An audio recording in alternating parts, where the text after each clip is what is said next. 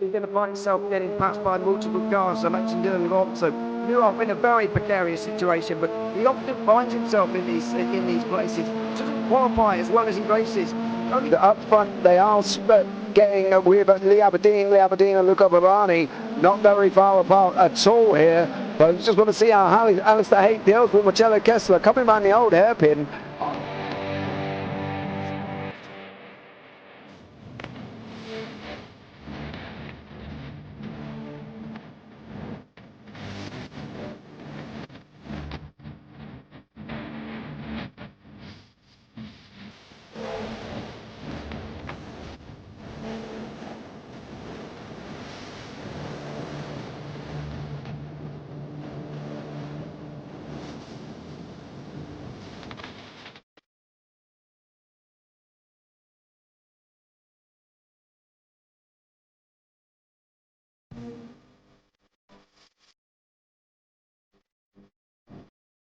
And I would say it's not the best decision I've ever made, just not having done that under the safety car, really. Yeah, they're taking their pit stop strategies from Ferrari lately or something. What's going on? In turn one, just too much gas on them, too much feet on the loud pedal, and unfortunately he's dropped him all the way down the order. But Philip Hammer is out in front by an 8.91 seconds.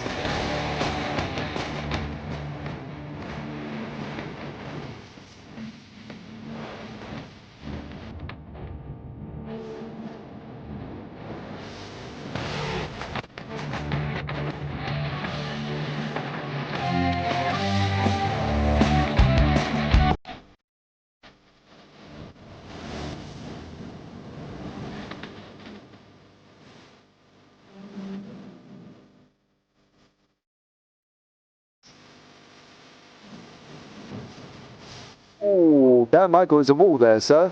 And it definitely doesn't want to be hitting that earlier on as well. Difficult, the understeer is in the dirty air through that final corner because it's such a long corner and you get dragged off into the grass very easily. He'll have the slipstream down it towards the chicane. Peterson was briefly alongside, but that slipstream has saved him and kept him in third. Yeah, Barani now lost a little bit of time to Aberdeen, about half a second. Peterson is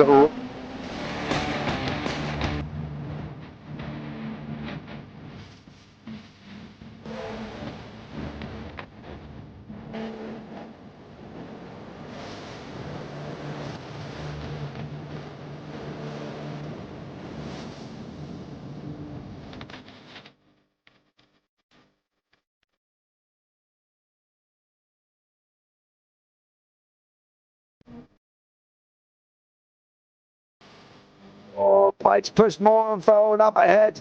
He's got out of line. It's now Pike. Good have a go. Werrell, don't push him off. He's in the championship fight. Jack Werrell chasing down Carl Jacklin, Burma down, Rob Williams and Chris Barnes. Sensational run outside line now though for the heavy braking zone. Around the outside goes the Audi R8. Look how much Miller's caught back into play. Exactly, Miller's still such trouble. He's left on second and change. All of a sudden, Miller's back in play.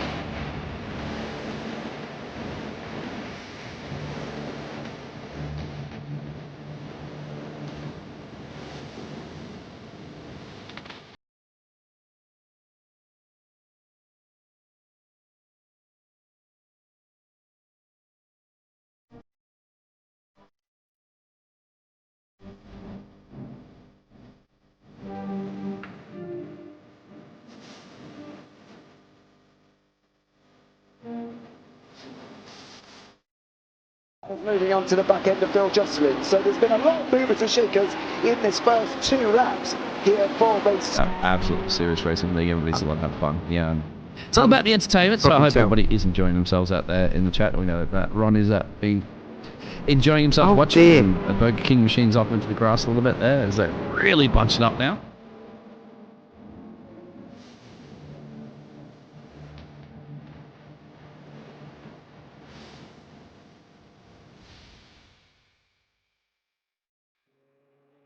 Good morning, ladies and gentlemen. Welcome to OGRL, the Old Guys Racing League, here for round 10 of this Sunday morning coffee cup series here at Sebring. My name is Bradley Dalton. I'm going to be joined in the booth by a Mr. James Parfitt, who will be running the cameras and behind the scenes. So it's Sebring It's week number 10. It's the end of April. We've got another month left of racing, but of course, it's just really 2 more races left in the season, round 10. Next week will be Canadian Tire, and then we take a week off for Mother's Day, and we take another week off for the iRacing 24-hour Nürburgring. And then it is, of course, the Nürburgring that will be rounding out the season here in the OGRL. But that is going to be where things get really, really exciting, I think. The Nürburgring's fun, but Sebring is a classic track. Sebring is a track everybody knows, everybody loves. It's a track that you better be comfortable with if you're in iRacing and you're a GT3 driver. So I'm expecting a lot of competitive times. I'm expecting a lot of quick times here. We'll see where things land. The points are close. The pace is there. But who wins? Nobody knows. These guys always produce lots of very, very good action. And of course, if this is your first time here on the JP Broadcasting Network and you joined us on a Sunday morning, be sure to go ahead and like, subscribe, ring the bell, do all those fun things that you can do to support us. It's completely free here on YouTube, and it helps us keep doing what we're doing here. But meanwhile, we get things underway very quickly. We've got plenty of cars out on track at the moment here for this quick qualifying session. So they'll run qualifying, and then from qualifying, it is going to be a 10-minute sprint race, and then there's a 5-minute break, and then we run a 40-minute race. So they get 2 laps here across 10 minutes to try to put in time. Who will land the sunset bend? Who will nail things correctly and make this work? That is the question of the day. I think that is going to be where things get real challenging. It's the sunset bend and the hairpin turn. Those are the 2 where I think if we see any sort of chaos, it's going to be in that moment. I don't know about everyone else, but Sebring is a track that I think typically brings plenty of action. It's a unique little track, so we'll see how things go here. And I think that might be enough of me talking. James, are you here, sir? Yes, I am. How are you? I'm doing pretty well. Good afternoon for you, sir. Yes, it is. Where are we at? Nearly 2:30 in the afternoon for us wonderful people over here in the UK. States of America. In the fun US of A. It's just a nice Sunday morning for me. Ooh. We may have a problem here. You sound like a robot, James. Yes. Can you hear me? I can. Not entirely sure. What has gone on? I believe we are still live. However, that might be the extent of it. It looks like iRacing has killed me. Has done a classic iRacing thing. Yeah. Yep. Give me 2 secs. It has frozen, unfortunately. Terminated my session. Well, that's wonderful. That's a new one. That's not one that we see very often. However, we had this issue at Road America, did we not?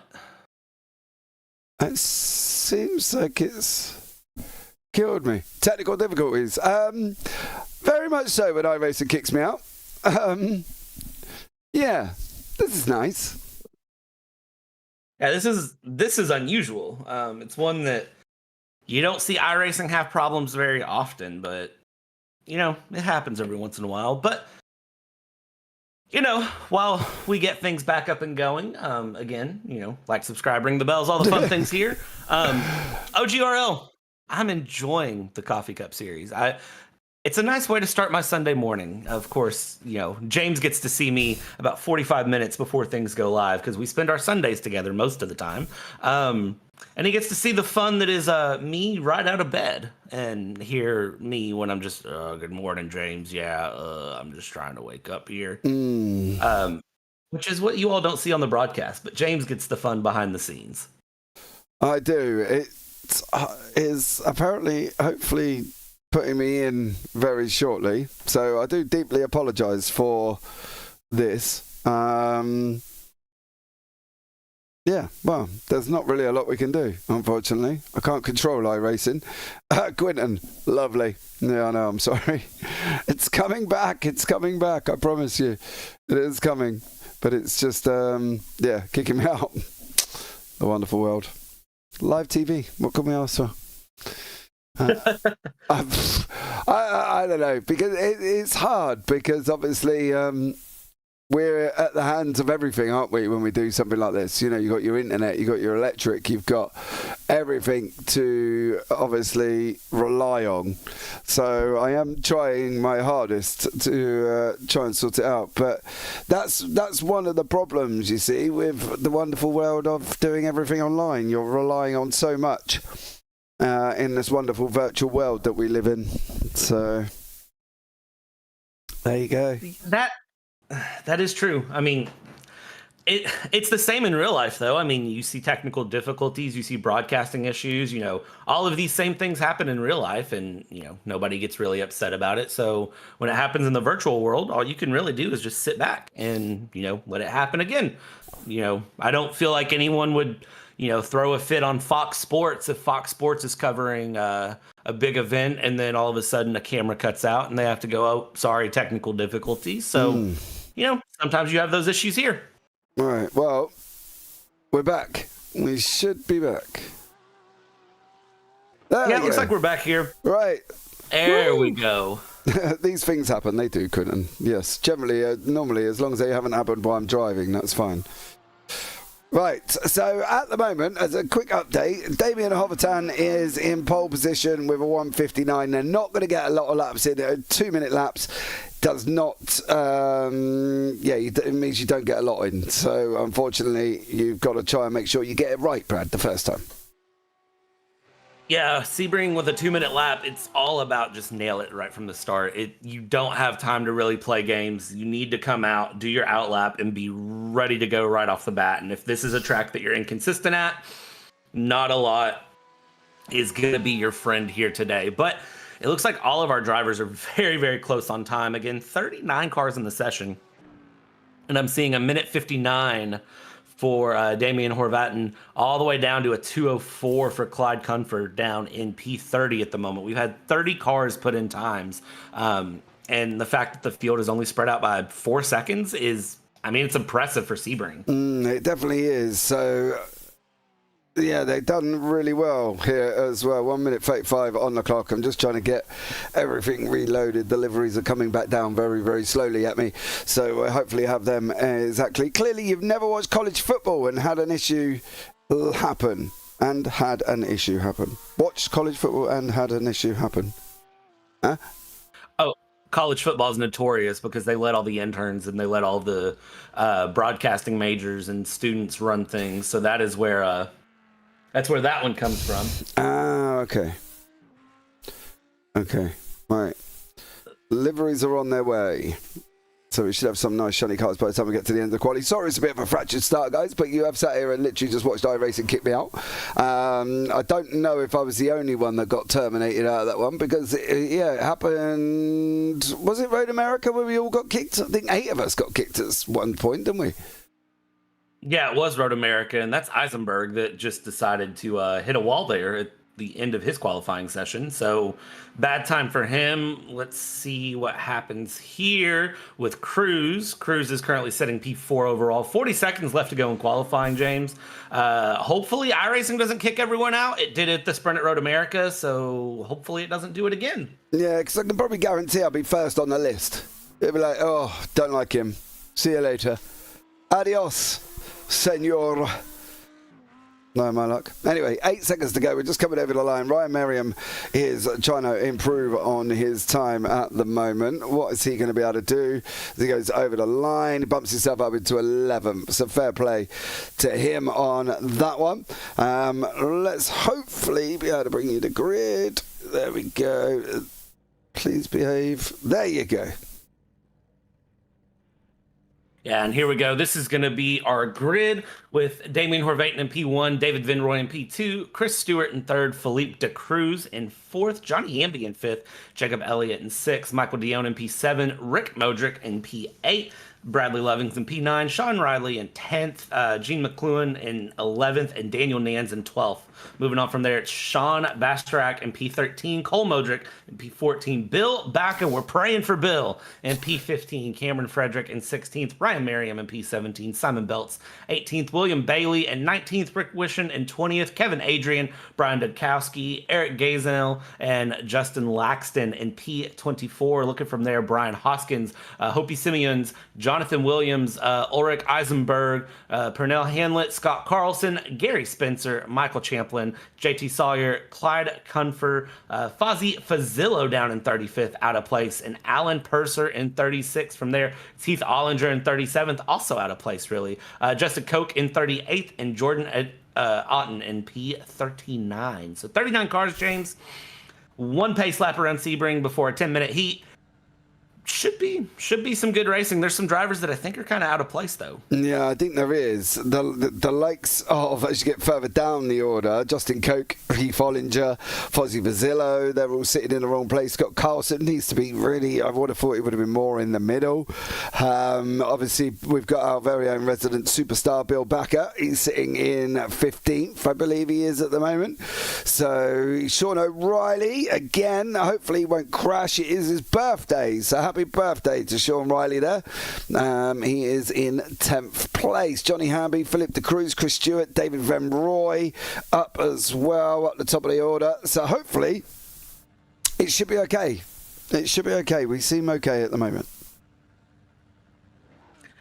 I would think they'll be okay. Again, Sebring is a track that you really, if you're a GT3 driver and you're driving a lot, you should be comfortable with this track. It shouldn't be one that, you know, takes a lot of practice and warm-up time to get going on. And the drivers in qualifying were very, very close on pace. The whole 39 field separated by 4 seconds, which is, you know, you say 4 seconds, but 4 seconds over a 2-minute lap is not that bad as the cars get going here with their pace lap underway. They'll get set up. Apologies for any white cars there. That is Trading Paints deciding to reload liveries to make sure we show you the shiniest and best cars that we can here. And also the timer in the top left will retick to 10 minutes once the drivers come across the start line. But James, I have to ask, I know you've been you're a European who mainly runs NASCAR.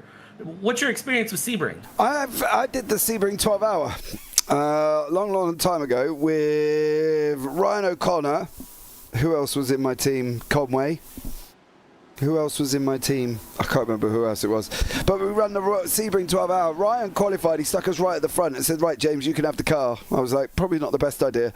It turned out it wasn't the best idea, as I just got knocked around like a pinball. Mind you, he was down in the 158s or something ridiculous, and I was barely in 2 minutes. So, yeah, I did a couple of stints. I did manage one whole stint without any incident points. So, for that, I'm happy. I had no incident points for my next stint, mind you. My first one, yeah, I think I come out with about 12. But look, on the upside, I do love Sebring, and I did get some driver coaching through at Sebring as well to run as well, because I was originally out in the 203, 204 area, and then I got it down to 201. So I took about 2 to 3 seconds off my time. But it was exciting doing the 12 hours. I do recommend, though, if your fastest guy qualifies, don't start in the car if you're not as fast as him, because, yeah, I got knocked around all over the place. So there we go. It couldn't have been that bad, James. Let's be honest, it couldn't have been that bad. Now, I say that, and granted, my endurance race experience is very similar, so I'm not going to say a lot. But you're a much better driver than me, James. You're European. Come on now. Sebring should be fun for you. I go around in circles. That's basically it. I don't really use iRacing for anything else other than jumping on doing my NASCAR and my trucks. That's about it. However, I'm having fun at Dover this week. I do love a bit of Dover. It's been going rather well for me. Dover is a fun track. I watched a Dover race last night. That's one of those tracks that is deceptively challenging. It's kind of similar to Sebring, though, that it's concrete. So, you know, it can be rough. We'll see. In the 40-minute race, I wouldn't think tires are going to be an issue. In the 10-minute sprint, I think these guys are just going to go flat out. The 40-minute race, I got to think that a little bit of survival is going to come into play as we head down the Ullman Straight here. and everybody is just hanging out behind the pace car.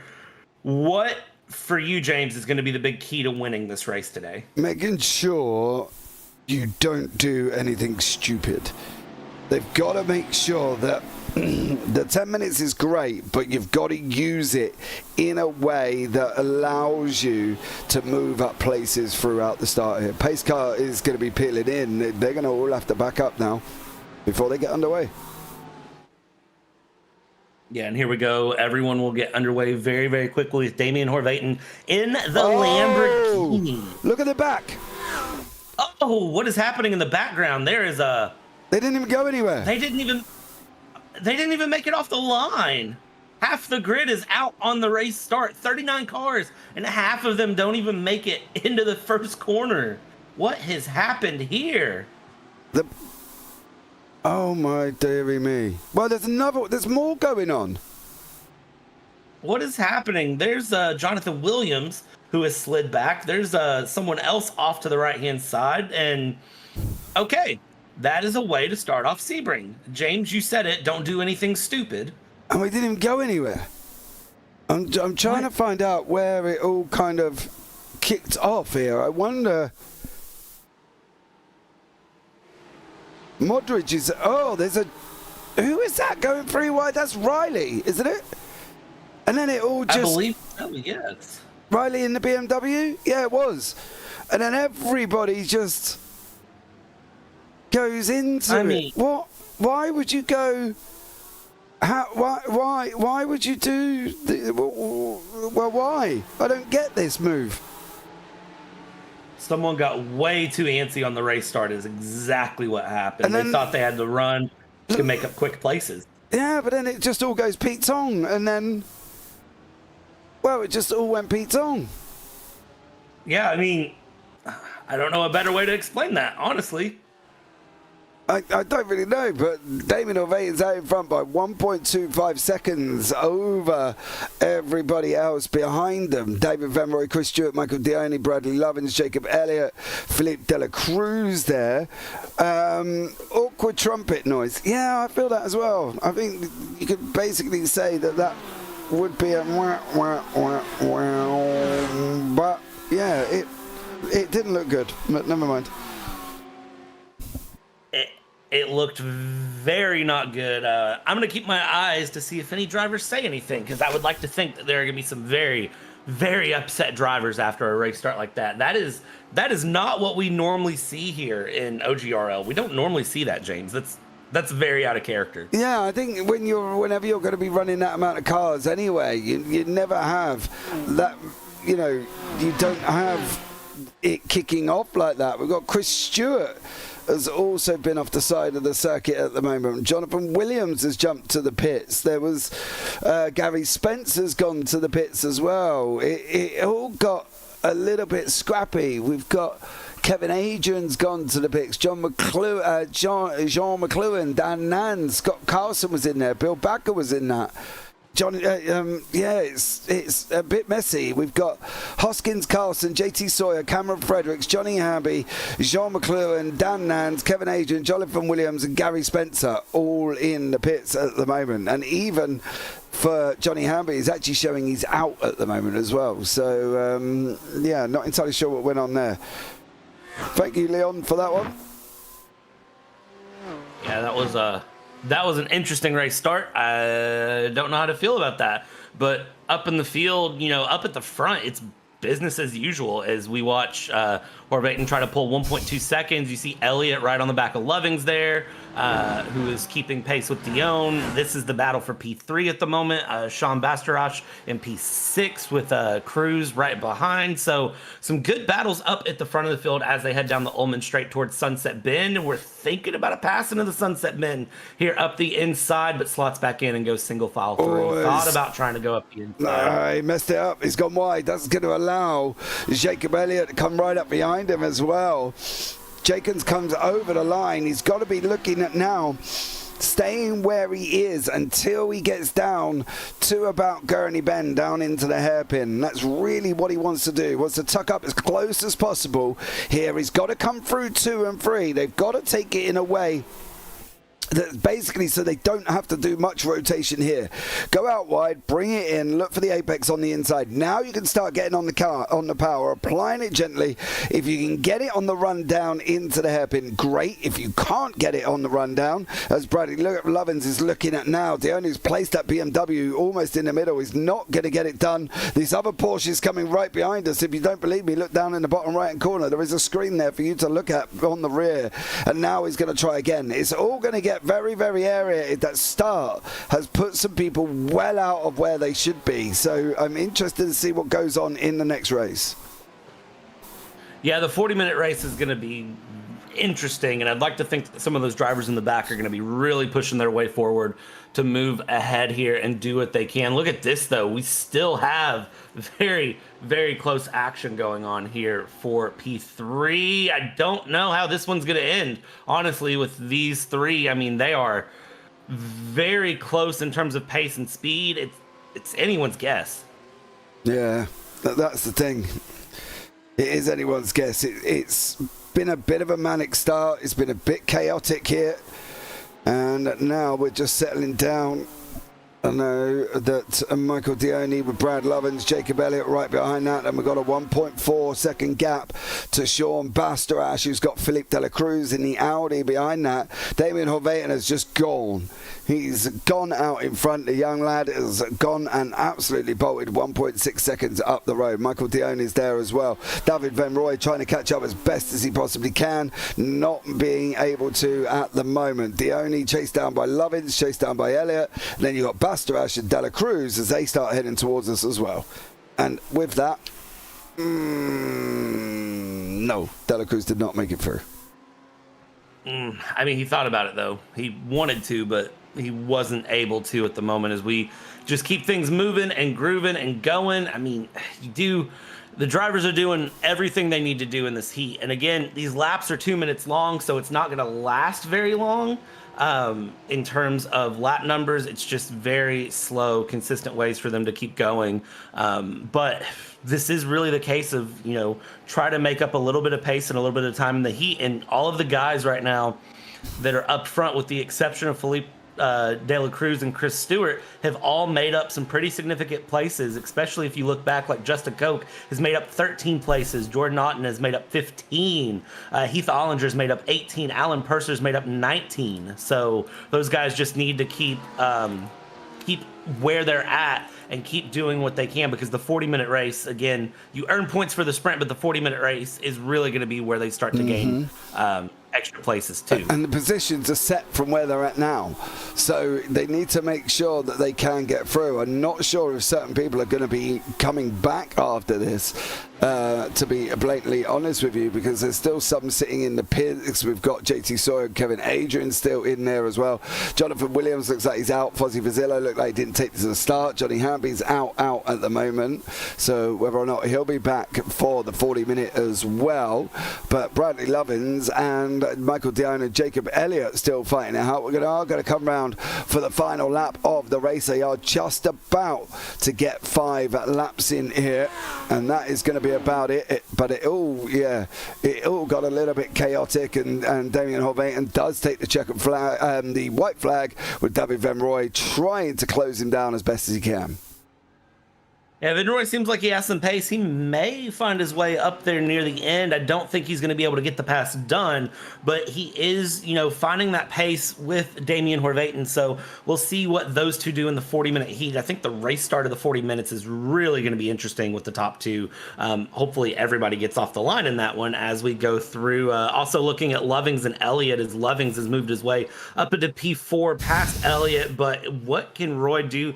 Well, really, as we go here through the middle part of the lap, he's losing time coming into Cunningham corner, or coming out of the hairpin down the Fangio chicane. He's losing time, so I don't think Van Roy can do too much more there. I think Horvatin, if he just keeps it on track, keeps it smooth, should be fine to go at the end of this heat. Yeah, it should be. But what about Jacob Elliott? He's still got Bradley Lovins alongside him. They're coming round at the top part of Cunningham corner. Oh!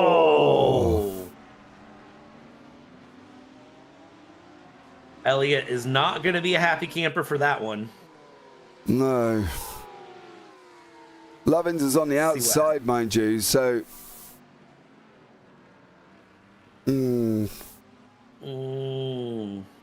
Not entirely sure on that. I think that's a bit of a hit and a miss scenario. So we seem to now not wanting to go back to live pictures either. So, but there we go. Yeah, an interesting one. Not quite sure who we would look at placing blame on that one. But at the moment, it is Damien Horvath out in front, who's coming around the final corner here, Brad, as well, to finish off. Yeah, Damien Horvath started out in pole and has just kept it up there running. David Vinroy started P2 and wanted to try to catch up. He had the gap under a second, but with a 1.5 second lead, Damien Horvath will win this heat race here with David Vinroy down in second. Bradley Lovings has dropped way back out of nowhere and is now down into P10, make it P11 as they come across the line here. So it's Horvath and Roy, Dion, Cruz. Let's see what happened to Bradley Lovings. Is this a error into sunset? And it looks like into the sunset. He is just going to be looking at the sunset. He had it, he saved it, and then the car just slid, and then... That was the end of that. Ouch. That was the end of that one. But that was a very interesting interesting turn of events, I think, for everyone. The racing was great, but the chaos at the beginning wasn't so amazing. As you can see here as well, Modric comes over the line. Rick there behind Claire Comfer. So, yeah, I'm going to be interested to see what works out here for the next one.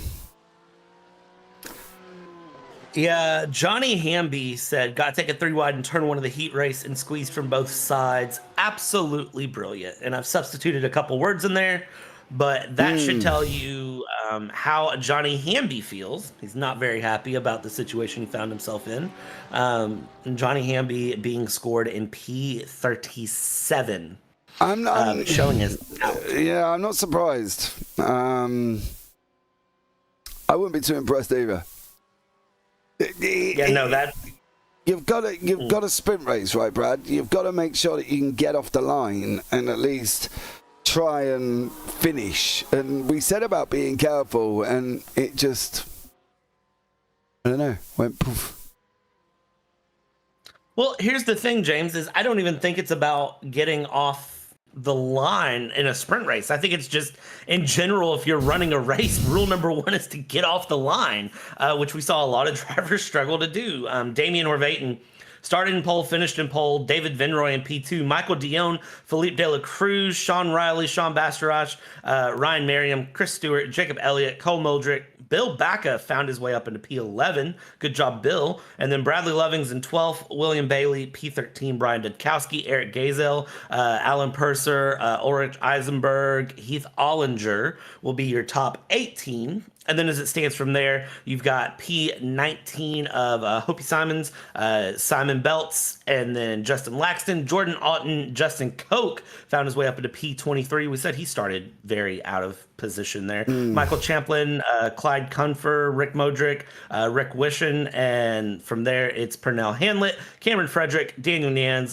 Gene McCluen, Brian Hoskins, Scott Carlson, Gary Spencer, Kevin Adrian, JT Sawyer, Johnny Hamby, and Jonathan Williams down in 38th, with the bottom 2 not even completing the first corner. No. Some of them didn't even get off the line. And I think now what you're going to be looking at is obviously them coming back through. That's going to be a very interesting development as well, is how are they going to maintain and that as well. This is going to be an interesting feature. Yeah, Sean Riley just put in YouTube chat, sorry guys, stuck my nose in a gap I shouldn't have on the start, got squeezed from both sides. So Sean Riley, I think taking the mature move and just admitting fault there. That is a very knowledgeable driver saying, you know what, that's on me. I made the error. That's 100% my fault. Yeah, I think the gap was there, but it was always going to close at a start. That's the thing, right? The gap was there, but it was always going to close. I think, just lifting and holding off is an easy thing for me to do, because obviously I'm sat up here in a booth, right? I can do that all day. Look, just lift, it's fine. But I think when you're in a 15-minute sprint and you're sitting, I think it was like 7th or 8th, I think it was, it's Yep. very easy to get a rush of blood, and I get that, and you know, it all goes to your head, and before you know it, it's all there. But I think sometimes maybe just breathing might settle things down.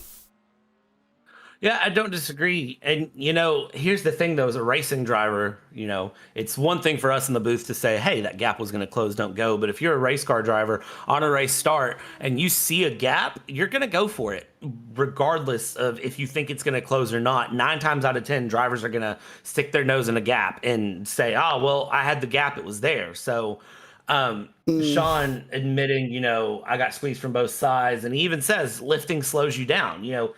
In Sean's situation, I would have done the same thing. I would say it goes a little bit too to the race start, to the cars around. You know, the gap's going to close, but the thing is, they need to be looking in their mirrors too. So I think you can swing it either way. I don't know. I'm the driver that, you know, if there's a gap and very clearly you have the overspeed on the race start, there's no sense in, you know, lifting and braking and going through, because if he brakes, it just causes that sort of accordion effect through the rest of the field and could create problems further back. And then when we go, we're going to go, oh, well, Sean Riley braked on the race start. Why'd he brake? But then lifting, and you would have survived. That is also true. You can... I feel like we could debate this down to the ground. We don't. Technically, we don't need to. You've got your philosophy. I've got mine. I'm a careful one. I lift. That was one of the issues I've had with NASCAR when I've been speaking to people as well. We're in a super speedway. We don't need to lift. All right, cool. No, you do need to lift. You know what I mean? That's fine. You don't want to lift. That's fine. But don't blame me when you're in the wall because you haven't lifted. You cut across my nose, dude.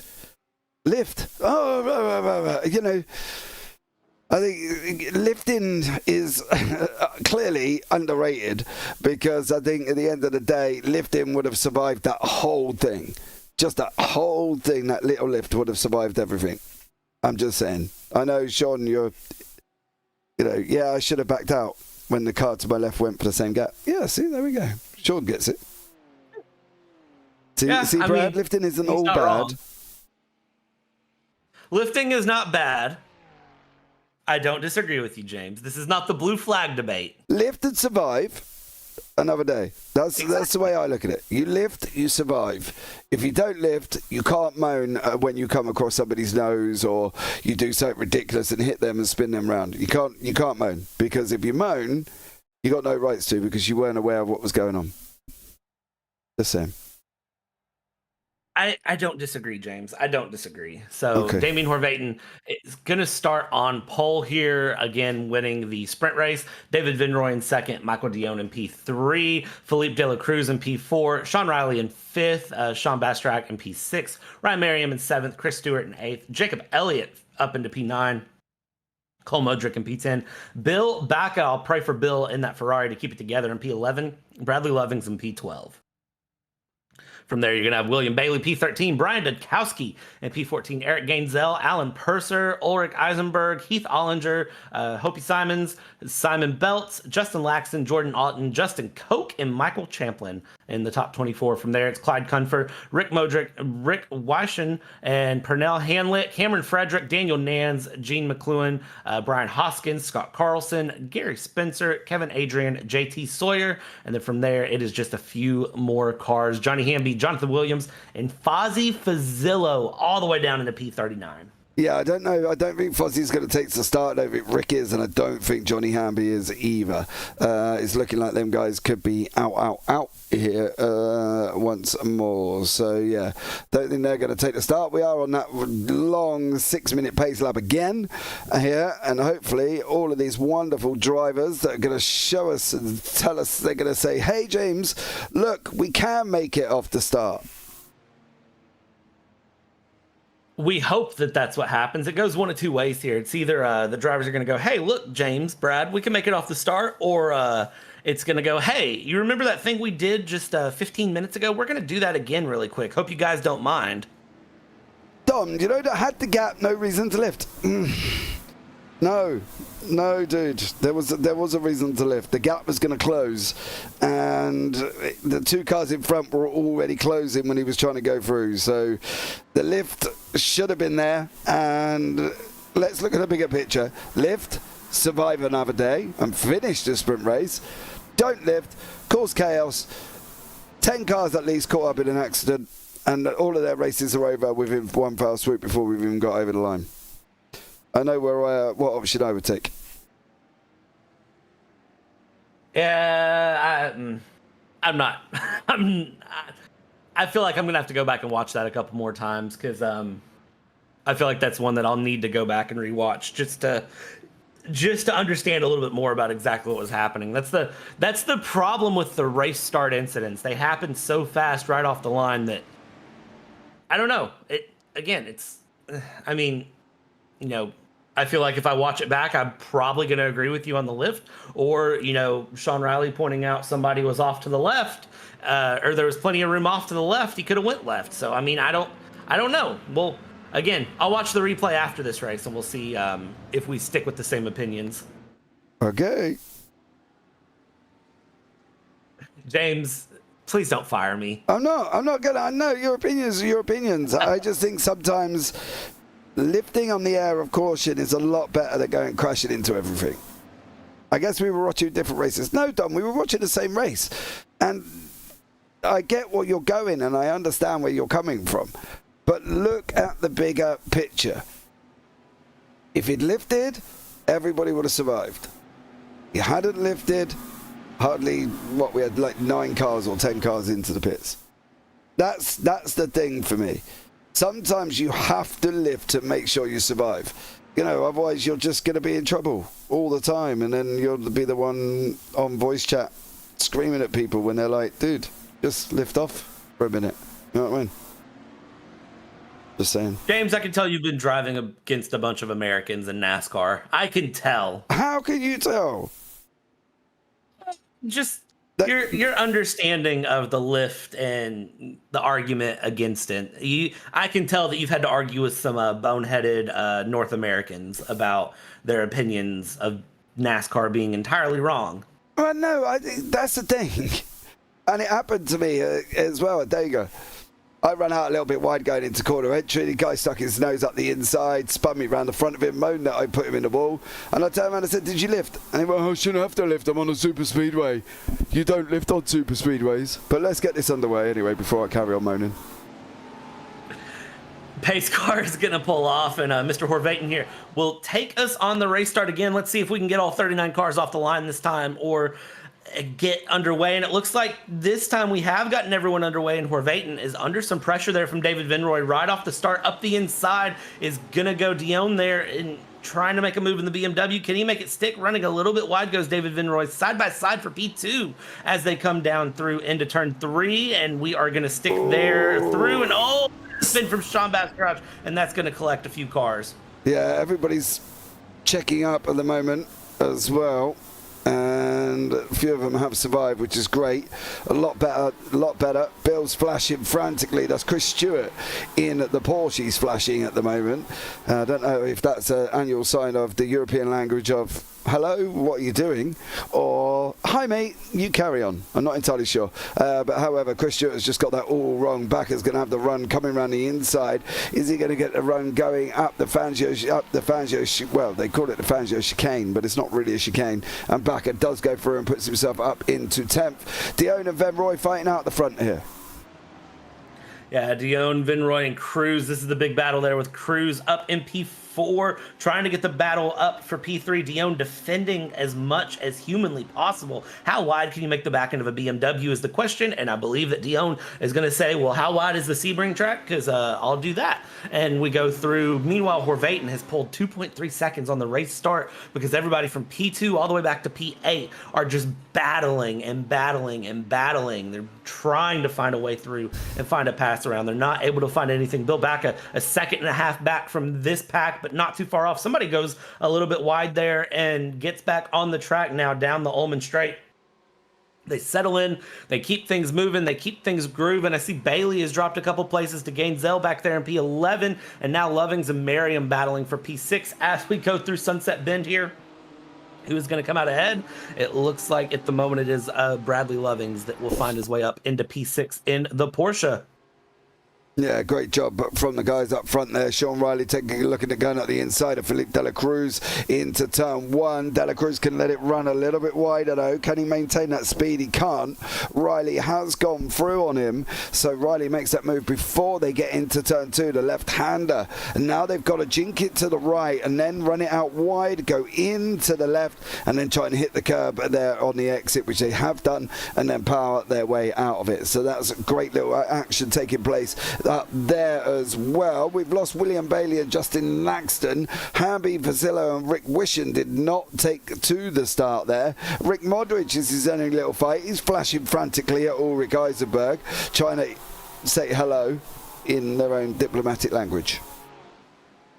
Yeah, I think the loose translation is hello. I'm okay not knowing the exact translation here, but I can tell you that there's probably a I'm faster than you move that is also involved in that language. Because look at this, every second he stays behind Eisenberg, he's losing more and more time as Rick Modric. So he needs to find a way around, but the issue with Sebring is it can be difficult to pass, especially on this narrow sort of infield style section coming through Tower Turn, down Flying Fortress. I mean, you get there and you kind of get stuck until you get down to the Le Mans curve, down the Ullman Straight, and that's really where your best passing opportunity is. So he's got to kind of just settle in here for a moment and not lose pace and lose speed as we follow through. Again, we head down through the Gidabin Bend and then down towards the Le Mans curve, and again, he's just staying right to the back, staying smooth, consistent, and now he needs to use the slipstream, and he needs to try to just power his way up to the inside on Sunset Bend. But is he close enough? He's not. He's actually losing a little bit of time down Ullman Straight.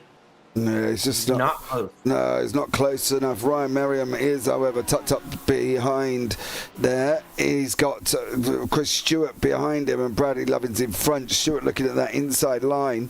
Merriam in the Audi round the outside this time, following Brad Lovins through. Michael Dione is under pressure from Sean Riley. David Van Roy and Damien Hoverton cleared off out at the front. Your Rexy livery with chasing down Alan Purser, who is not in a Lexus. He is in a BMW. Just letting you know this week, Brad, there's no changing cars either for him. Much appreciated, because you know that I'll mix up the livery, because again, they're running those IMSA liveries that, you know, traditionally goes on a Lexus, and if you follow IMSA, it is a Lexus, but here in iRacing, it is the BMW, but it still looks just as good either way. As we watch here, Daniel Nans getting the move ahead there from McLuhan and Belts, and Daniel Nans I thought was going to try to make a move as well, but doesn't. Settles in there, P15, as McLuhan and Belts are battling out for P13 ahead, going side by side there. And who comes out ahead? Well, does Nans think about a move in the mix? He doesn't. He's just right there in the back. They're going side by side. Daniel Nans still trying to find a move, but not finding anything at the moment. Runs it a little bit wide here as we go down into Tower Turn. He's up the inside now. Can he get the pass done for P14? He cannot. And oh, he gets a little swirly there actually and has to catch it, but does very well to catch it, and now is right on the back of that number 21 Porsche of Belts. Yeah, Nans is giving him grief here. He's going to look up the inside. Here, he's not going to make it through into Le Mans curve. The right-hander is going to run it out a little bit wide, takes a little more of a shallower line than the Porsche behind him. But Belts is now going to try and get the run down the Ullman Straight. He's tucked up right behind him. Nose to tail here once again is Belts. Is he going to be able to make it through coming down into Sunset? He's not this time around. I wouldn't trust a Porsche to go into Sunset either. Sean Riley, Felipe De La Cruz up the front here with Michael Dione up the road with Bradley Lovins, Ryan Merriam, Chris Stewart, and our very own Bill Backer not too far away. Yeah, but back at 2.1 seconds back off of this battle for the middle of the top 10 places. Horvatin is just taken off 2.6 seconds the gap and has ran away with it. And David Vinroy has opened up his own 2-second gap and is going. And then from there, it's Dion that is really kind of the roadblock, it feels, to Riley, Cruz, Loving, Stewart. Because they are all just right there in the mix. The pack is not spreading out as much as I expected. I really did expect a lot more of a spread, even though everyone was so evenly paced, just because of the pace variance and seeing how much the grid mixed up during the heat race. Thankfully, again, no wrecks off the race start here as we go. We're only 8 minutes down out of this 40-minute feature race, and Bill Bacca is right on the back of Merriam there in the Ferrari. He's going to go through, and Bill Bacca finds his way up into P8, so Bill Bacca finding plenty of pace there in the Ferrari, and currently still has all of its parts. And again, we're not biased in the commentary booth. We just really want to see Bill finish with a Ferrari in one piece. Yeah, we've got Cole Modric down here. He's having a nice little battle with Hoskins. Then we've got Fredericks in front. You can see Modric's just no, not this time, as in almost the same liveried machine there. That's quite freaky. As these two Porsches flying high with a red and black white colour scheme.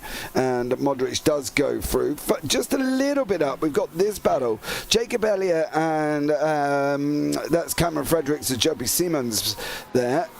And Cameron Fredericks makes it round the outside. So does Jacob Elliott. So that battle is resuming as well. There's a nice little mid-pack battle going on, down from 22nd all the way down to about 32nd at the moment. So that's great to see as well. Fighting all the way through. Don't forget, guys, if you want to get involved, all links down in the description below. Come and join the Discord. Come and do some Sunday morning racing, or Sunday afternoon, or Sunday evening, depending on where you are in this wonderful world that we live on. So there we go. And they still haven't abolished time zones. We're still dealing with them. Time zones are the most annoying thing, especially when you hit daylight savings time. So yeah, just remember that daylight savings time can get a little complicated. And yeah, I hate it. I hate it. I hate it. I hate it. But what I don't hate is the great battles that we're having on track right now. Watch this. Gainesville is still trying to put pressure on Modric here. And this is the battle for P16, but you would think it was the battle for the lead the way they're racing. I mean, look at this. That Mercedes is absolutely putting the work in on the Porsche. He's not getting the pass yet, but he's right on the back bumper. He's just there. And he's kind of just applying pressure. He's trying to make Modric second guess his corner entries, his corner exits. He's just got to stay there and just be consistent, because eventually that Porsche is going to do what Porsches do and slip up. And then when it does, you just sneak your way forward and you find P16 and just keep it going. The trouble is with Gainesville, he's got no bumper. So that's quite an interesting one. His bumper's gone, producing airflow into the radiator of his own shout there. However, the Audi of Philippe de la Cruz does look nice and tidy. He's got Lovings behind, and he's got Sean Riley in front, with Michael Dioni not far off there, as you just see him coming through the bottom of your picture. And then we've got the Porsche behind that. That's Chris Stewart, and then Bill Bacca just a little bit further back. So action at the front, action at the back here. It's been great so far. 30 minutes remaining. What is going to be happening here, Brad? Who's going to take the victory, do we think? Horvatin's looking strong.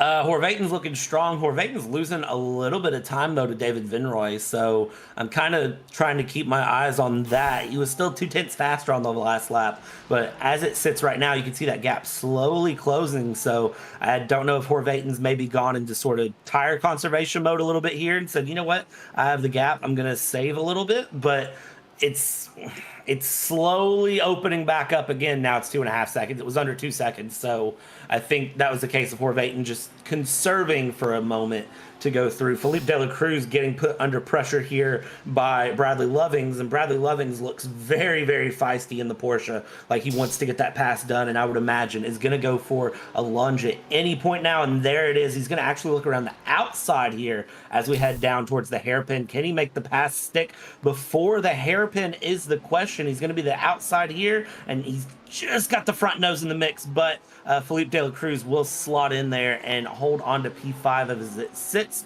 Bradley Lovings, though, was almost there with that pass. He just had the nose on the inside. That would be very, very brave from Lovings to go around the outside of the hairpin. I would never have seen that happen, and I wouldn't have expected it to work either. But, you know, hey, look, I'm not a racing driver. I drive around in circles. It's a lot easier.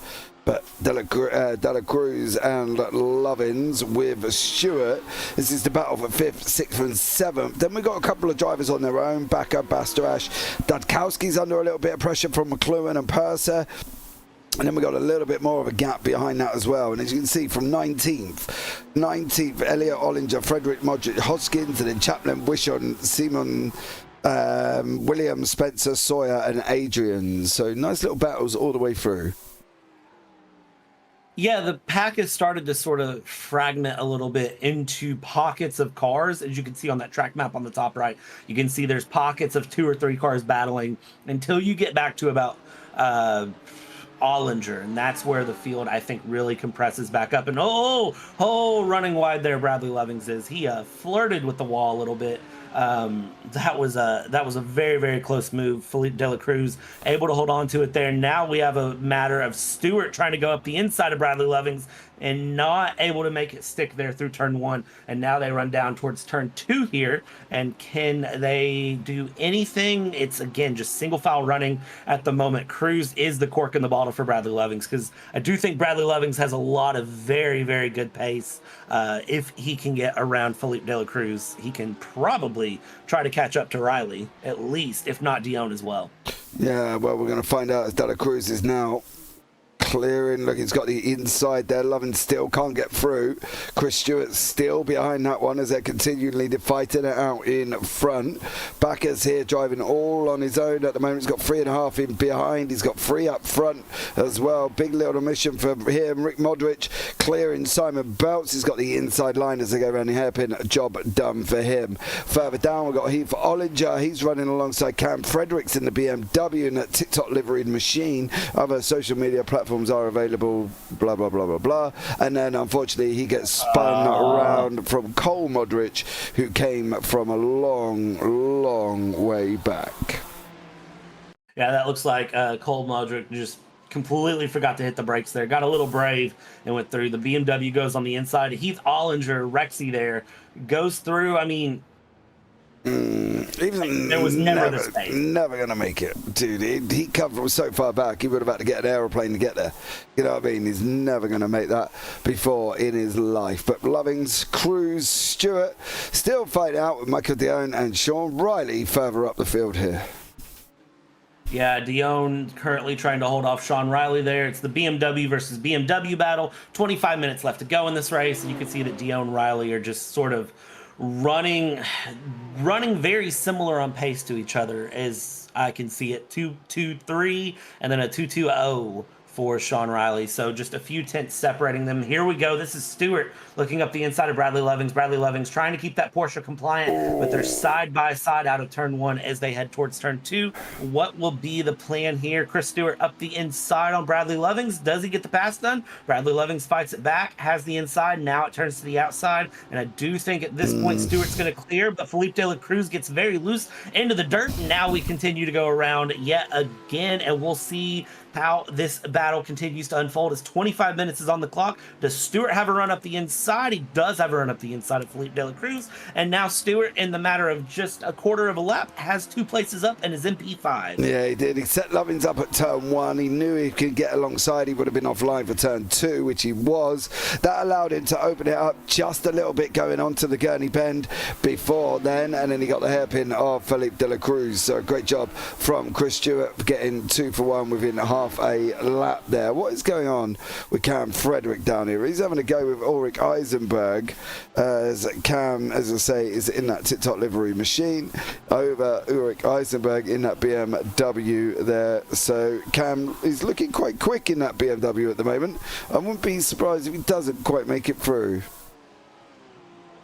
I wouldn't be surprised either, because it's just consistency that I'm seeing. It's very, very, very fast, very consistent. I'm really enjoying it. I'm not going to lie. I always enjoy these races here in OGRL, but for some reason this race is really just, it's hitting that spot for me, like a good meal. Like when you get a good meal out at a restaurant that you've really been wanting and it just hits the spot. That is what Sebring's doing for me today. It's really just, it's hitting that spot of GT racing that I've been looking for all week. They're doing things just right for me. Okay. I'm sure the guys at OGRL will be more than happy that they're surpassing Bradley's appetite this afternoon. Can you tell I'm hungry, James? Mate, I can't really say a lot. I've just sat and had lasagna for lunch. So there we go. These guys, Cam, Frederick, Ulrich, Eisenberg. Frederick's going to make it through. Eisenberg goes in too hot. You're not getting a rotation on that BMW. You're too far out wide. You're going to be lucky if you can stay off the wall. Just about did stay off the wall there. Simon Belts is in the pits, but now Eisenberg is under pressure from Rick Wishen, who is up 7 places in that lovely liveried machine Porsche. Give him play on that one. RW, big RW on the side. Can't imagine what that stands for as he's fighting out. He's also cleared Ulrich Eisenberg as well. Yeah, Rick Wishen there in the Porsche, finding his way through up into P19, is just consistently moving his way up the field. And I think that's the big key, too, for the feature race, is remembering you've got 40 minutes, you've got plenty of time. Just be smooth, be consistent the entire way through. You're going to eventually find a point where you get up forward into an area where the drivers around you are consistent on pace. You're not the fastest, you're not the slowest, but when you've got cars around you that you know you're faster than and you're more comfortable on the track than they are, that's when you really need to push and find your way forward. You can see really, if you look there on the left-hand side, from Purser back to Frederick, all of the gaps have spread out quite a bit. Up front, Riley now has a lot of company with Dion, Stewart, Cruz, and Lovings up there in the battle for P3 as it sits. We're seeing that battle really start to open up, and while he's got 1.7 ahead till he can catch Horvaten, he is behind quite a bit. And when did Horvaten drop to P2?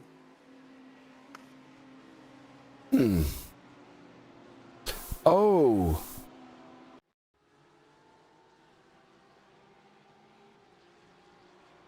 Okay, we're on turn 2 here, and the back end just says goodbye. Van Roy's like, thank you. I needed that. Now the question is, does Horvaten have the pace to catch up? And really he should, but David Vinroy and Damien Horvaten on the last lap ran identical lap times. So I don't know. I don't know if Damien Horvaten will catch David Vinroy. David Vinroy might have just gotten handed a win on a silver platter as a gift. I think so too, because Vinroy is not exactly a slouch in that BMW. So Horvaten's going to have to go and do some extra things. 201.68, 201.64 in favour of Vinroy last time out. So obviously we can't really count this lap because obviously Horvaten went round. Bradley Lovins has got Dela Cruz tucked up behind him. Stewart is now chasing down Michael Dioni. So let's see how much further he can get as we go into the final 20 minutes. Yeah, halfway through this race, and at this point the drivers are really going to be thinking about just consistency and being consistent and survival. At this point, you know, you're halfway through. Don't do anything that's going to compromise your race and someone else's. Don't do any sort of boneheaded moves.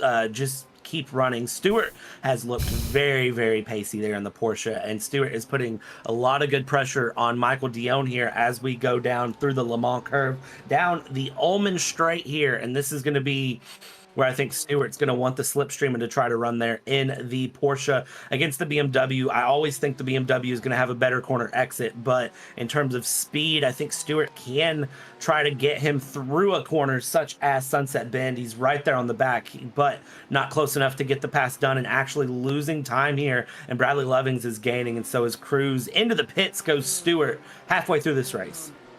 Stewart's in, not entirely sure on that one. There shouldn't be any reason for them to pit just about, I would have thought. Felipe Dela Cruz and Bradley Lovin still fighting out. Stewart's still in there.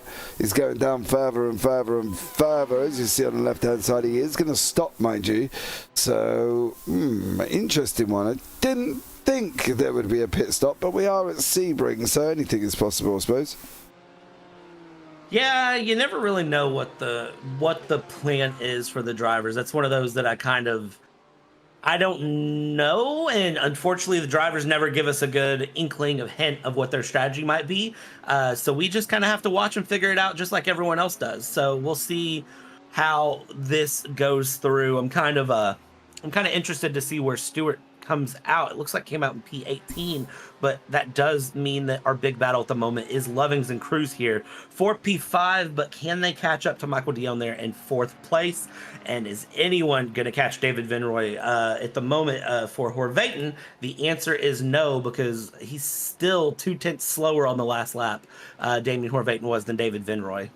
Yeah, I think it's going to be tough for Horvaten if he's thinking about getting there. It's going to be really, really tough for him. I think he's got to be really pushing it beyond its limits, and I don't know if he's actually got that ability to be able to push that car any further. He is in a Lamborghini, not a car I remember him being in last time out. I don't remember him being in a Lamborghini. I think he was in a Porsche last time, wasn't he? I want to say yes, but I don't want to tell you for sure. But I want to say yes. That would be what I would think. Surprised on the car I feel like I remember that. Yeah. I'm surprised on the car swap though. I haven't seen anything about him swapping, so never mind. I'm sure the guys will look into that. Philip De La Cruz and Bradley Lovin still fighting out here. Rick Wishen, Cam Fredericks, Chris Stewart, Brian Hoskins is there in that little battle. Eisenberg's got William Cole Modric behind him, so action taking place here throughout this grid. 17 minutes remaining. It's going to be an exciting one, Brad, I'm sure. Yeah, 17 minutes, plenty of action still going on here at the moment. The field is mixed up a little, but not significantly there, as we see Frederick going through ahead there of Wishen, and Wishen is just wishing that he could get through and get ahead here in that Porsche. You see they're trying a little bit of a switch through, not able to make the move, looking one way, looking the other, not able to get a pass done at the moment, and has Stewart behind and Hoskins behind. And the only thing I can think for why Stewart pit, I think Stewart might be trying to play the fuel strategy a little bit. Of course, these guys do run 60% fuel, so pitting there at the halfway point, you should have enough fuel to get to the end, I would think. So maybe just trying to catch other people off guard with fuel strategy so he can just stay out and run to the end. Yeah, I don't think there's need for a fuel. They're running 100%. I'm not entirely sure why that would be the case. I don't think they would need to do that, really. I am a little... yeah, they are running 100%. They should be able to go for at least 45, 55 minutes even. Yeah, I don't know.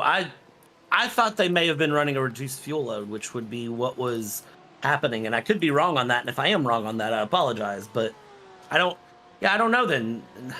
Maybe Stewart messed up the setup of the car then, but you see Stewart going around the outside here of Rick Wishen and going through up into P17. So Stewart looks, fairly pacey and is continuing to battle forward. We'll see if Stewart can get past Frederick there in the BMW over the next couple of laps, but about half a second the gap there, and Rick Wishen just a couple tenths behind. So this is the battle for P16 that is going to continue through. Further up the field, you do have Lovings and Cruz battling. You've got Bill Bacca that's under pressure from McLuhan, and then you've got Nans that is just now getting past Sean Bastarash in P9. Purser and Dudkowski are battling.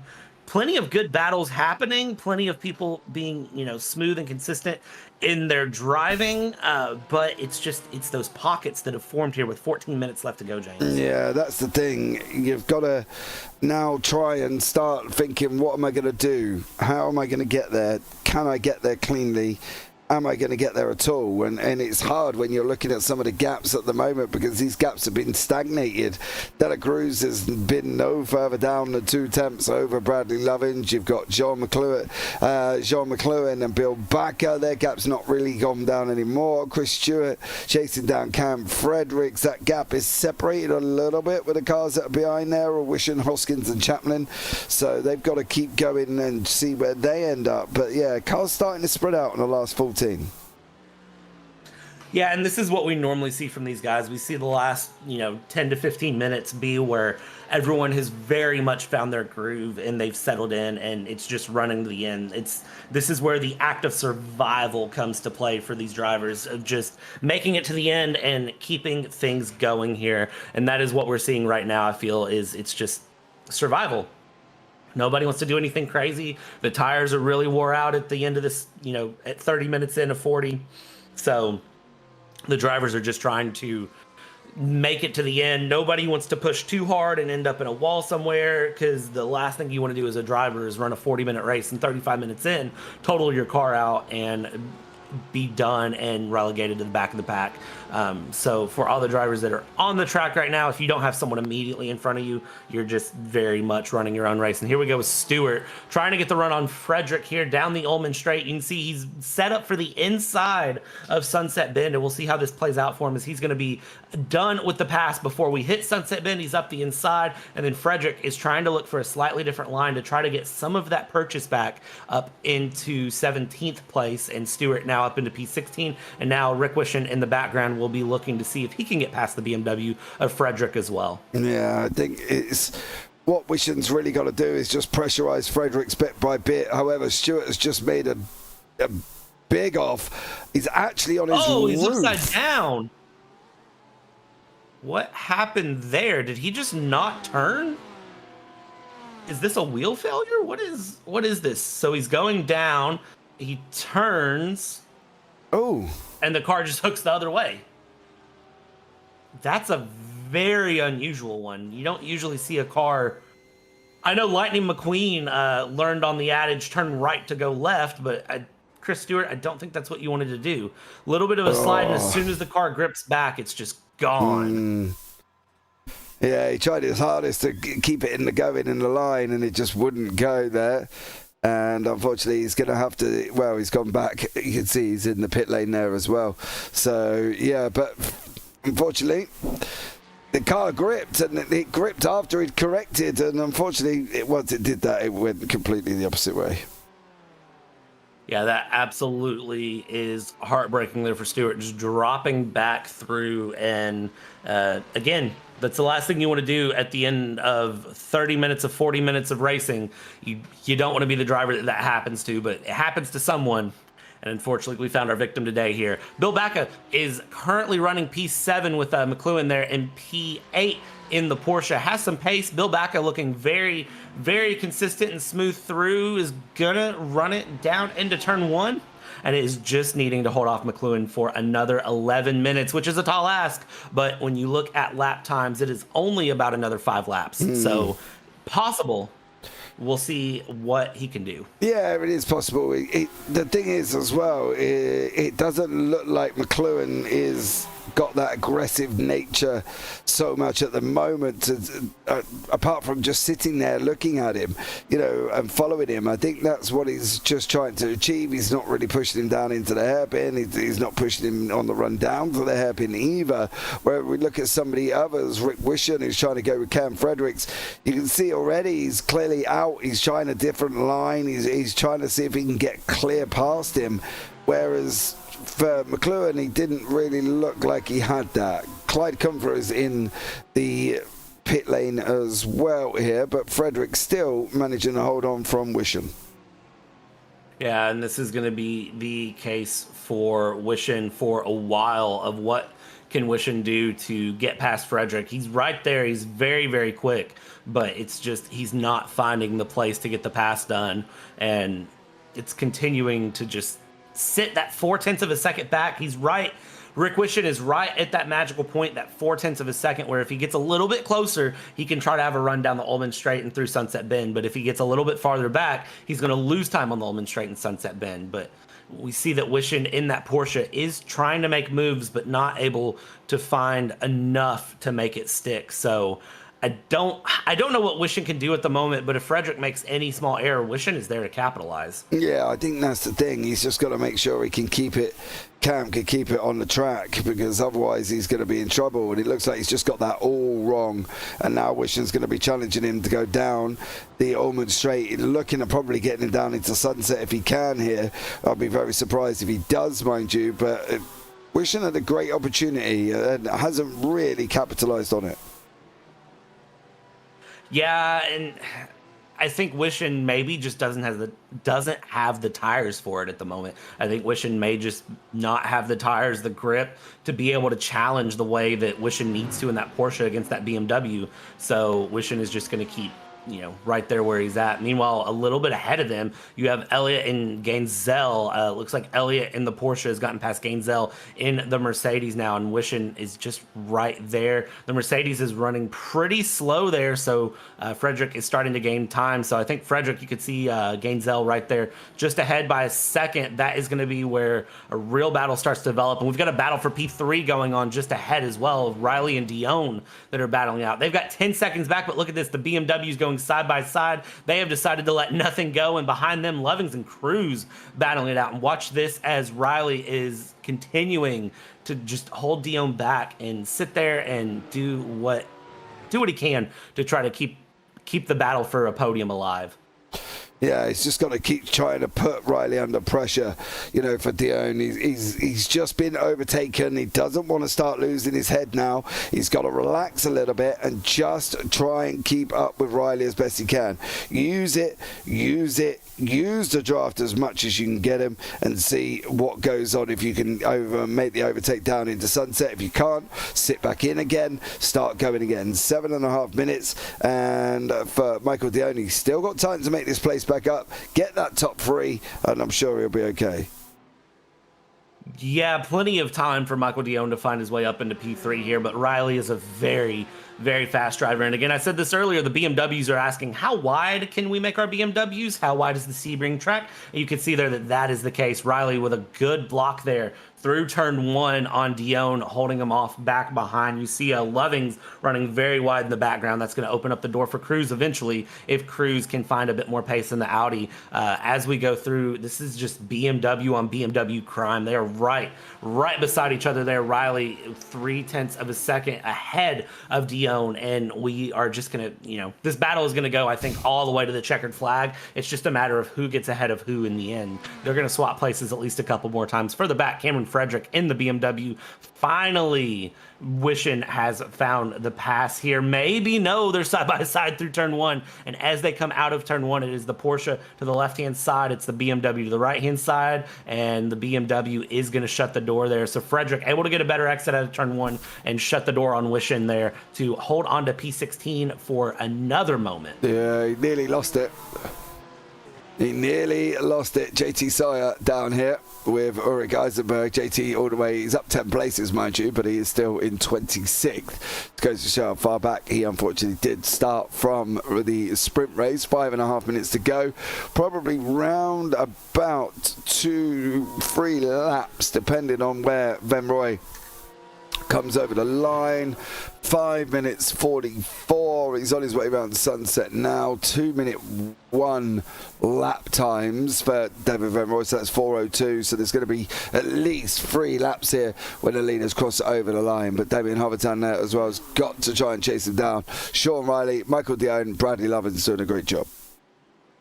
Yeah, these 3 keeping the battle very, very close. And look at this, Dion with a good run here through sunset, but not able to capitalize as Riley holds on again. The gap for them, 12 seconds up to Horvaten, so not a lot they can do there. I don't think Horvaten can get a good run on David Venroy either with 4 seconds the gap. I don't think he's going to be able to make 4 seconds up in 5 minutes or in 3 laps, depending on how you want to look at it. Riley, Dion, Lovings here. This is the big battle. Felipe de la Cruz is 1.3 back there in P6. This battle is for that last podium place. This is going to be where the big bucks will come in, and they really, if they can get to the P3, they want P3. If you're Riley, you are going to defend as much as you can here. Sean Riley is currently the big man under pressure here as we go through.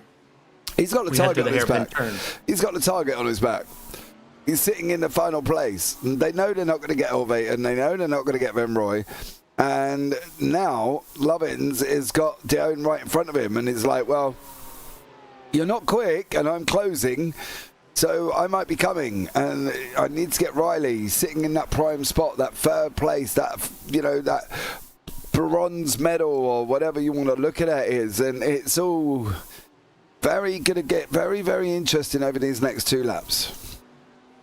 Yeah, we're under 4 minutes to go, so at this point, if you're Lovings, if you see a gap, you have to go for it. You've got to try to make the pass happen. You've got to do something to try to put pressure on Riley if you want to find your way up into a podium place. Because look at this. Now Felipe De La Cruz is within 1 second of these three. So we now have a 4-car battle here with 2 laps to go for P3. So this is where the thought comes in. If you're Riley, you need to get a run. You need to do something to get Dion off of your back. That way the pressure is away from you. If you're Lovings, you really need to be a lot closer than 0.8 of a second going into Sunset Bend. If you can be. Dion is there. Dion is looking. Dion's gaining time through Sunset Bend and now losing time on the exit as Riley gets a better exit through. And I don't know. Riley's showing just enough consistency that Dion is really going to have to do something magical to make the pass happen. But if these two start battling, it opens up the door for Lovings here as we're officially going to be 2 laps to go here. We'll see how this one can end. Well, I can tell you now, Bradley Lovins just put that on the gravel coming out of 1. So going into 2, so I'd be very surprised if he's about. What's going on with Wishen? He's cleared Fredericks finally. He gets Gainzel. So Wishen gains 2 places over the last couple of laps there. Great job from him as well as he passed Cam Fredericks and Gainzel. Sean Riley, Michael Dion side by side going around the hairpin. You expected gaps there. I can tell you, Michael Dion expected a room left, because if I was Riley, that wouldn't have been there.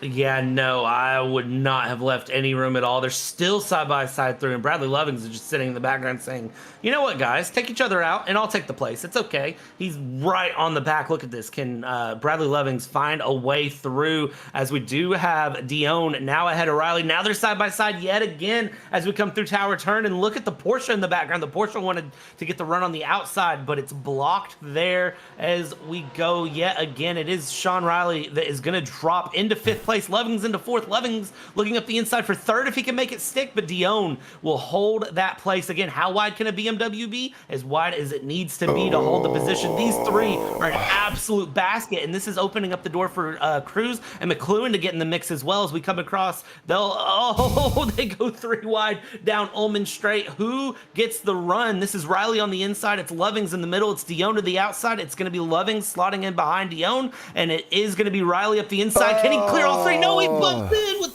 Dion. And that is going to be Riley's race over. Done.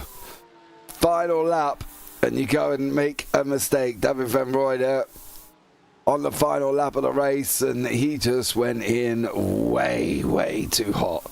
Like, I can see what he intended to do, but he was going to wash out all day. He should have tried to just either, unfortunately for Sean Riley. Second race, unfortunately, that he may have had an error on that one. So excuse me for having to keep bringing up the UI. Unfortunately, it's not going live after our earlier problems. Credit where credit is due. Outstanding broadcaster. Thanks to all that put it together. Well, thank you very much, Leon.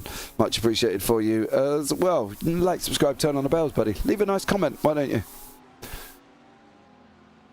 Yeah, absolutely. Keep supporting JP Broadcasting. We'll keep bringing you great content. It's going to be a packed day here, but as we go through final lap, the timer will tick down, and this is Cruz under pressure by McLuhan here. McLuhan did end up clearing Bill Bacca. Bill Bacca not too far off the back of Nans in the background, but this is the battle here for Cruz. This is the battle for P5. I think our battle for P3 might be wrapped up between Dion and Lovings. We'll see.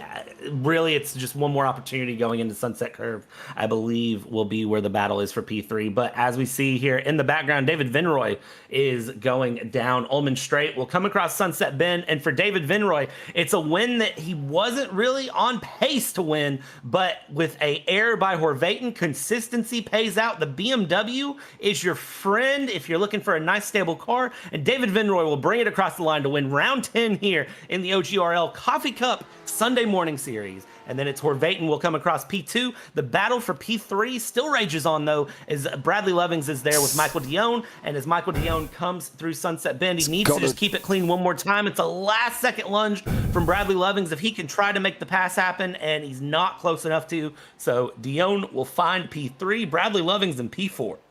Yeah, the problem with that is Lovings didn't kind of do what Dudkowski's just done. He kind of didn't force him out. He didn't really give him an option.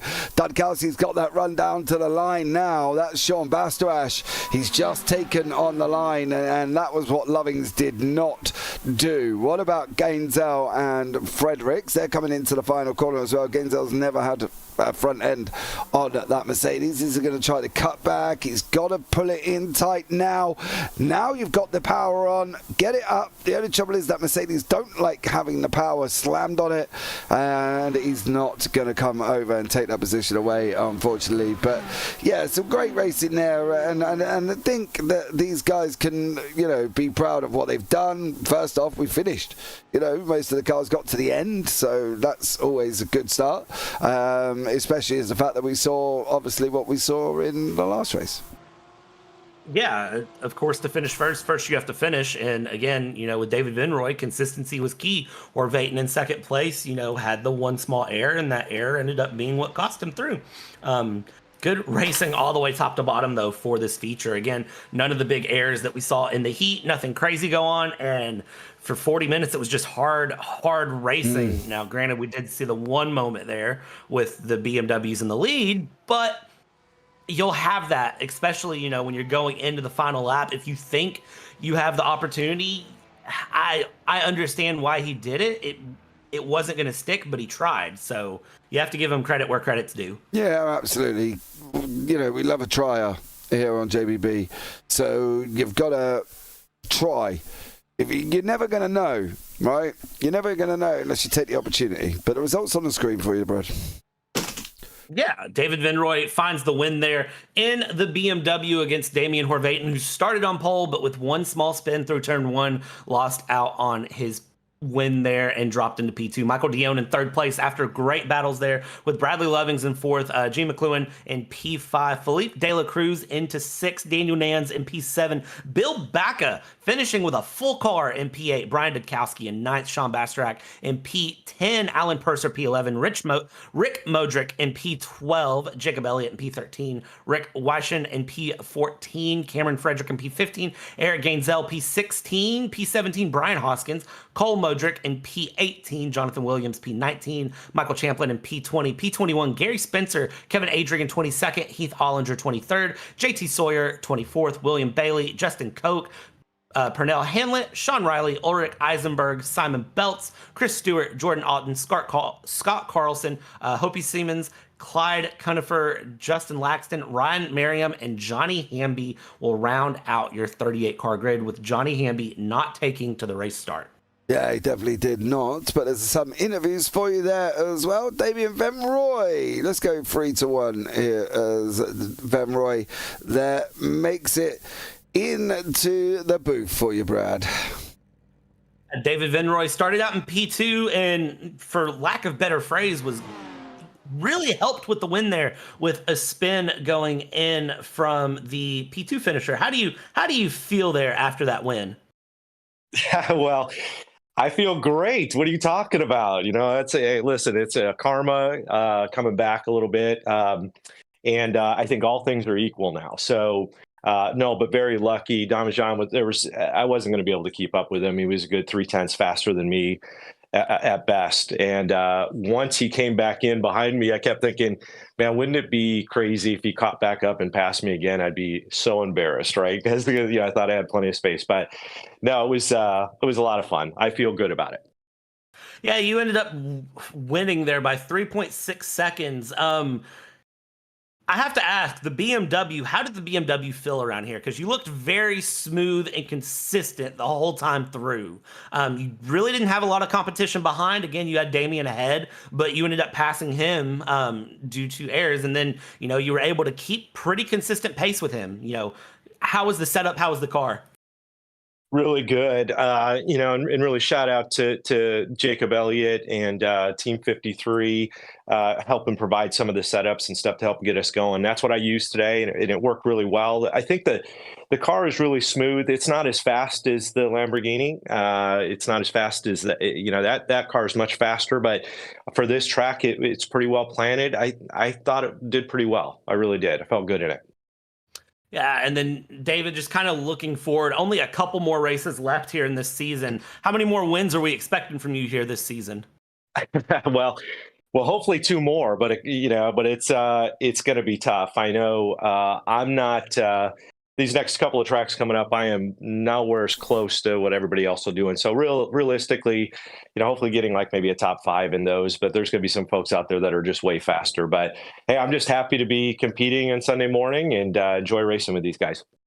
Yeah, and then anyone you want to thank or you want to shout out? We already heard you shout out a couple people, but anyone else you want to thank or shout out before we let you go? I appreciate, again, my wife let me do this. She's actually on a trip in Virginia right now, so she's watching remotely. So I love you, honey, and can't wait for you to get back home. So appreciate all the guys at OGRL and everybody kind of keeping things moving forward, and excited for next season as well, as we're doing some different changes there, I think, as well. So it's awesome group of guys. Yeah, absolutely awesome to see you win, David. Congrats on the win. We're going to let you go celebrate it. I appreciate it. Thanks for all you guys do as well. You guys are fantastic. Yeah, and thank you, David. There you go. All right, James. Now you've got Michael Dion, third place man here as well in the BMW. Michael Dion started Gentlemen. P3, finished P3, man. It wasn't easy. Talk me through your battles at the end. Guys, I don't even know how I made it, how that happened. I got to thank Jordan, the lap car there. He was my biggest asset, and he really had my back there. So, man, that was tough. Sean and those battles, we kept it pretty clean, and came out in P3. Yeah, it wasn't easy though. Kind of how much rear view driving were you doing in that car? Because I have to guess that you had to watch behind the whole time for Bradley Lovings, and of course you had to battle ahead. What was the end goal for you? And you found the P3, but it wasn't simple. Yeah, it wasn't easy. And to answer your question, a lot of rear view driving. With this series, I've gotten pretty good at it. Because I've seemed to find myself doing it a bunch. There's a lot of fast guys. So yeah, it was tough. A lot of review driving, trying to balance. Sean did a really good job there towards the end, backing me up into Bradley. I noticed our lap times were about a second off, and he was pretty clever with that. And I got my hats off to him, and because it worked. It really put the pressure. So that was a lot of fun. Yeah, and seeing, you finished up there in P3, and again, it's just 2 races left of this season. What are your goals for the next 2 rounds? Obviously, we'll have a bit of a break before the final round, so how much practicing are you looking at? Are we going to see another podium? Do we see a win from Michael Dion in the BMW? Yeah, what stinks is I actually don't know if I'll be making the last 2 races, so I gotta work it out with my schedule. I got a couple business trips coming up, but if I can clear some things in my schedule, I'm gonna give it my all. I'll put in some practice time. This race, I got about 30 minutes of practice in, but thankfully, still was able to turn out P3. But I'll see what I can do to get some lap time in, because especially I think we have the Nords coming up, and I don't think I've turned one single lap on that track, so that's going to be interesting.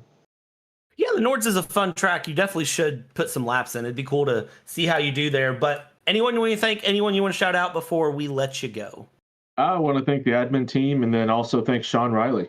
Thank him for the fun battles there at the end, keeping it clean, and then for being a good sport. We went 2 and 3 wide there at the end, and unfortunately, he hit a bump and spun, and I came out on top, but he's a good sport about that, and that's one thing I enjoy about this league, so I just want to tip my hat to him. Yeah, and absolutely. Congrats on your P3, and look forward to hopefully seeing you in the final 2 races if scheduling permits. Yes, exactly. Thank you, guys. Appreciate you. Yeah, thank you, Michael. Thanks. Bye-bye. All right, James, and then let's see if we can grab Damian Horvatin here and get a quick chat in with P2 in the Lamborghini. Had great pace, but in the end, it was just a small spin that cost him the time. You were catching up at the end, though. Hello. Yeah, I was catching up, but in the end, the winner of the race is the one that makes the least mistakes, and David is the one that did the least. So I congratulated him.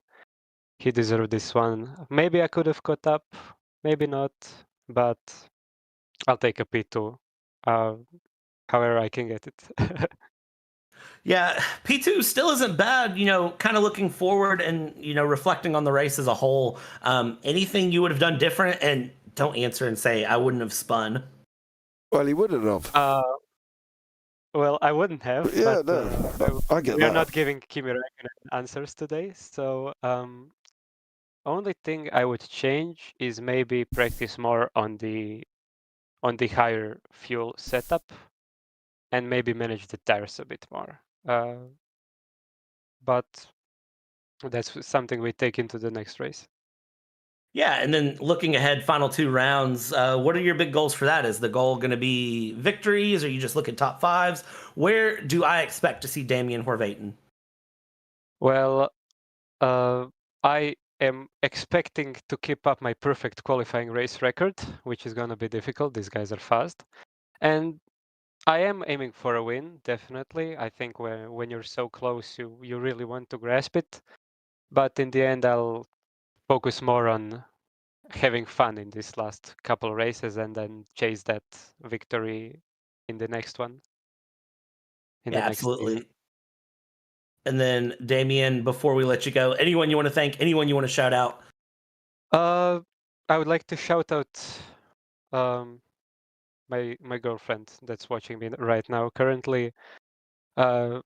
Hopefully she's not the one that jinxed my brakes on the 10th lap. I would hope not, but you never know. I wouldn't think that she'd do something like that. I hope she wouldn't. Awesome, and thanks, Damian. We'll see you at the next round, okay? Thank you, cheers. All right, James, and that's going to be our podium interviews. I think it was a good race overall. Yeah, it was. It was a good race, and I think they've all done an absolutely amazing job. There was frills and spills. There was a lot of things going on, and I think that these guys overall were good. They did incredible. So fair play to them. Yeah, absolutely. Great racing, great action all the way through. Big thanks to everyone who's been in YouTube chat interacting and keeping up with the race today. Again, like, subscribe, turn on the bell, do all the fun things to help support what we do here at JP Broadcasting. And on behalf of Mr. James Parfitt, who is got plenty more racing coming up today, looking at our schedule ahead here on the JP Broadcasting Network, we've got iFormula coming up here in just a couple hours. And then from there, it is going to be pole position racing, a league that is near and dear to my heart. It is round 14 Singapore for them. And then IGP will be coming up. And then, of course, SR4S will be running late night times tonight with the Hungaro Ring. So it won't be me spending my day with you, James. However, just know that I will be watching and I will be enjoying in the background. Well, that's going to be very nice. It's going to be a very, very busy one, I feel, for us today. So, yeah, a lot more action coming up, guys. As I say, don't forget to like, subscribe, turn on the bells. Don't want to miss any of the action. But, yeah, there you go. Yeah, that's been a good round 10 here at Sebring. On behalf of James, my name is Brad. We've taken you from start to finish today. Be sure to tune in a couple hours where James will take you from start to finish, and we'll make sure to do it again and again. Have a good morning.